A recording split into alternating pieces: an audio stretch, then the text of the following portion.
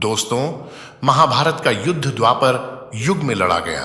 महर्षि वेदव्यास ने इस पूरी घटना को संस्कृत महाकाव्य का रूप दिया। इस महाकाव्य में कई प्रेरणादायक कहानियां शामिल हैं। ये कहानियां बच्चों को धर्म और कर्म का पालन करना सिखाती हैं। महाभारत की कथा में बहुत से महान पात्र हैं जिनसे बच्चों का मार्गदर्शन हो सकता है।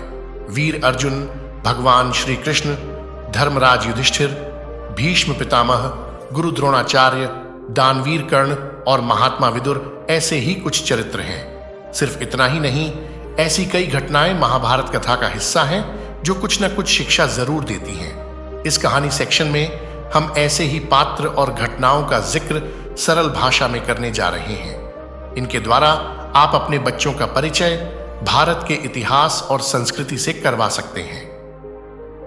श्री कृष्ण की देखरेख में अर्जुन ने जितने भी निर्णय लिए वो विवेक और बुद्धि का इस्तेमाल करने के अच्छे उदाहरण हैं।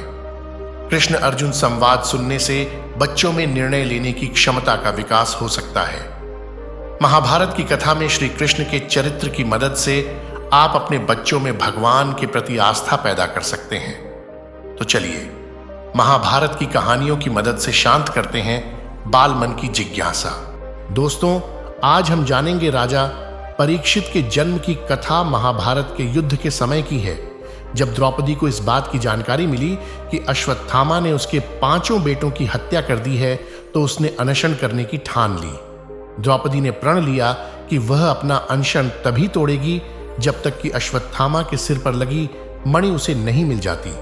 जब अर्जुन को इसकी जानकारी मिली तो वे अश्वत्थामा से युद्ध करने निकल गए। दोनों के बीच भयंकर युद्ध शुरू हो गया। अर्जुन को मौत के घाट उतारने के लिए अश्वत्थामा ने अपना ब्रह्मास्त्र निकाला। यह देख अर्जुन ने भी अपना बचाव करने के लिए ब्रह्मास्त्र का प्रयोग किया। तभी वहां नारद और ऋषि व्यास पहुंचे और उन्होंने ब्रह्मास्त्र का इस्तेमाल करने से मना किया। इसके बाद अर्जुन ने अपना ब्रह्मास्त्र वापस कर लिया, लेकिन अश्वत्थामा ने ऐसा नहीं किया। दरअसल अश्वत्थामा 5 पांडवों के कुल को नष्ट करना चाहता था। इसीलिए उसने अपने ब्रह्मास्त्र की दिशा बदलकर अभिमन्यु की पत्नी, जो कि गर्भवती थी, उसकी ओर कर दिया।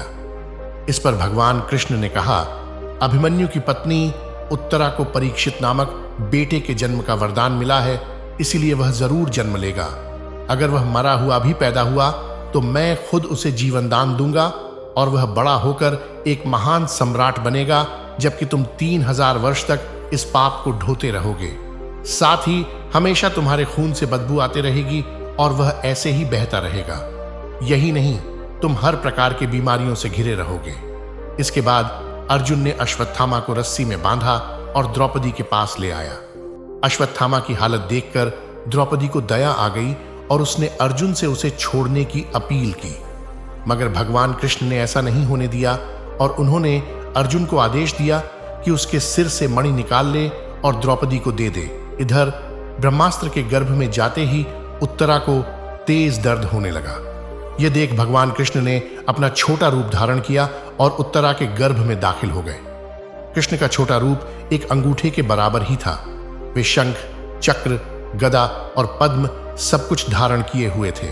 उत्तरा के गर्भ में अश्वत्थामा द्वारा छोड़े गए ब्रह्मास्त्र की आग को शांत कर रहे थे।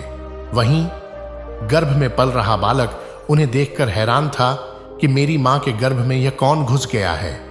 कुछ समय बाद उत्तरा ने अपने बच्चे को जन्म दिया, लेकिन वह मृत पैदा हुआ। यह देख वह रोने लगी। उसने भगवान कृष्ण से कहा, ये नारायण, आपने तो कहा था कि मेरा बेटे पर ब्रह्मास्त्र का असर नहीं होगा और वह जीवित ही पैदा होगा। वह सालों तक अमर होकर राज करेगा, लेकिन यह तो मरा पड़ा है।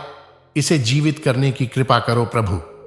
उत्तरा की बात सुनकर भगवान कृष्ण तुरंत प्रसूति गृह में प्रवेश किया और कहा, हे पुत्री, तुम दुखी न हो, तुम्हारा बेटा जरूर जीवित होगा। मैंने खुद इसके जीवन की रक्षा की है। इसके बाद कृष्ण भगवान ने मृत बालक पर अमृतमयी नजरें आश्चर्यचकित हो गईं। इसके बाद भगवान कृष्ण ने अभिमन्यु के पुत्र का नाम परीक्षित रखा। इसके पीछे का कारण था कि वह बालक कुरुकुल के नाश होने पर जन्मा था। वहीं जब युधिष्ठिर वापस आए और उन्हें बालक के जन्म के बारे में पता चला तो वे भी खुशी से झूम उठे। इस खुशी में उन्होंने हाथी, छोड़े, अन्न, गाय आदि दान दिए। इसके बाद उन्होंने ज्योतिष को बुलाया और बच्चे के भविष्य की जानकारी ली। इस पर ज्योतिषी ने कहा, यह बालक प्रभु श्री कृष्ण चंद्र का भक्त कहलाएगा। ये एक धर्मी, यशस्वी, पराक्रमी व दानी होगा। ज्योतिष ने आगे बताया कि जीवन में एक ऋषि का शाप पाकर गंगा के तट पर यह श्री सुखदेव से आत्मज्ञान की प्राप्ति करेगा। ज्योतिष की बात सुनकर युधिष्ठिर खुश हुए और उन्हें दक्षिणा देकर वहां से विदा कर दिया। कहानी से सीख। इस कहानी से हमें यह सीख मिलती है कि कभी भी किसी कार्य को छल कपट के साथ नहीं करना चाहिए। इससे हमारा बुरा ही होता है। दोस्तों, वीडियो पसंद आए तो लाइक, शेयर और सब्सक्राइब करें और इस तरह की कहानी देखने के लिए हमें सपोर्ट करें।